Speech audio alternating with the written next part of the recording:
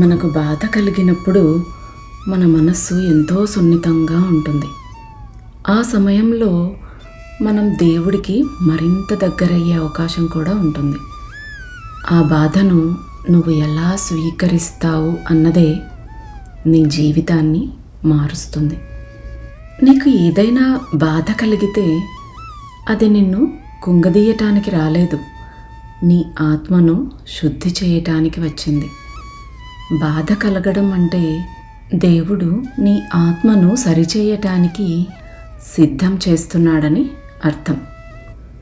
వ్యవసాయానికి నేల దుక్కి దున్నితేనే కదా విత్తనం అనేది మొలకెత్తుతుంది.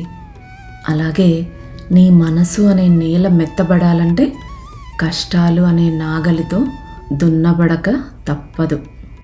కాబట్టి జీవితంలో వచ్చే పరిస్థితులు, బాధలు, కష్టాలనేవి నీ ఆత్మను వికసింపచేయటానికి ఆ పరమాత్ముడు సిద్ధం చేస్తున్న ఒక ప్రక్రియ అన్నమాట. కానీ ఆ పరిస్థితులను మనం తిట్టుకుంటూ, ఆందోళన చెందుతూ, పోరాడుతూ, నెగిటివ్గా మారిపోతూ, అందరి మీద అసూయని, కోపాన్ని, ద్వేషాన్ని పెంచుకుంటూ ఉన్నామంటే ఆ భగవంతుడు మనకు మారటానికి, మనం స్ట్రాంగ్గా తయారు కావటానికి ఇచ్చిన అద్భుత అవకాశాన్ని మనం మిస్ అవుతున్నట్టే. అందుకే అంటారు, don't fight with the situations అని. ఇవన్నీ మనం ఈ జన్మ తీసుకునే ముందు ప్లాన్ చేసుకునే వస్తాం. అన్ని పరిస్థితులు మనం ప్లాన్ చేసుకున్నవే. కానీ దేవుడిని నిందిస్తూ ఉంటాం. ఆ భగవంతుడు ఎప్పుడూ మనకు సపోర్ట్ ఇవ్వటానికి సిద్ధంగా ఉంటాడు. మనమే ఆయనని దూరం చేస్తూ ఉంటాం. అందుకే ఆ బాధలో ఉన్న సత్యాన్ని గ్రహించాలి. నీలో ఉన్న మంచితనాన్ని వెలికి తీయాలి. నీలోని ఓర్పు, ప్రేమ, కరుణ ఇవన్నీ పెంచుకోవటానికి అదొక మంచి అవకాశం. అప్పుడు మనం చనిపోయాక ఏ స్వర్గానికో ఎక్కడికో వెళ్ళినప్పుడు కాదు, ఈ భూమి మీద జీవించి ఉన్నప్పుడే స్వర్గతుల్యమైన శాంతి అనుభవంలోకి వస్తుంది. నీ జీవితంలో బాధ్యతలు, సమస్యలు, కష్టాలు అలాగే ఉండొచ్చు. కానీ వాటిని మోసే నీ భుజాలకు దేవుడు అపారమైన శక్తినిస్తాడు.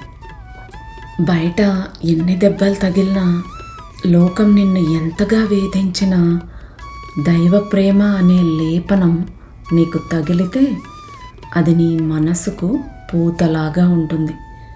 బాధ నీ మనస్సును ఏమాత్రం తాకకుండా కాపాడుతుంది. పరిస్థితి ఒకటే, కానీ మనం దైవంతో కనెక్ట్ అవ్వకముందు, కనెక్ట్ అయిన తర్వాత ఆ పరిస్థితిని మనం స్వీకరించే విధానం మారిపోతుంది. అప్పుడు ఎంతో కష్టంగా, ఇంకా అసలు మనకు దారే లేదు అనిపించినది ఇప్పుడు అలా అనిపించదు. మనలో ఒక తెలియని ధైర్యం, ఆ పరిస్థితిని ఎదుర్కొనే శక్తి ఉంటుంది. ముందులా బేలగా భయపడిపోకుండా ఉంటాం. కాబట్టి మనకొచ్చే పరిస్థితులను ఏదో ఇంకా బాధలు, కష్టాల్లాగా చూడడం మానేసి దానిని ఆ భగవంతుడితో కలిపేయాలి, ఆయనకే అర్పించేయాలి, దైవచింతనగా మార్చుకోవాలి. ఆయనకు దగ్గర చేయటానికే పరిస్థితులు కల్పించబడతాయి. అంతేకాని నిన్ను విచ్ఛిన్నం చేయటానికి కాదు, పరిపూర్ణంగా మలచటానికే వస్తాయి కష్టాలనేవి. అందుకే ఎప్పుడు బాధను ద్వేషించకు.